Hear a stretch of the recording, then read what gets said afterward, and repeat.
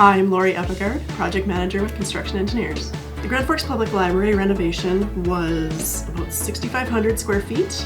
It included demolition of their existing children's department space and putting back a cool garden forest type theme for the department.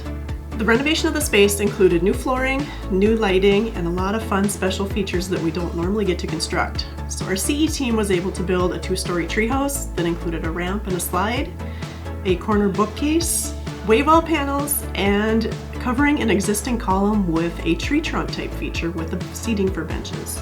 We had ordered a bunch of children's interactive equipment to be used in the space, so this created quite a playground area for the kids to use. The library space is more energetic, more loud, and not your typical library where you used to be quiet in the space, but children are able to interact, to explore, and also check out their books.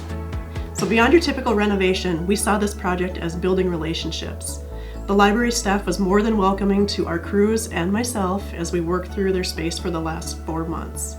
It's meant to be a space for children and their parents, family members to enjoy for many, many years to come. This is Construction Engineers, and we are building for tomorrow.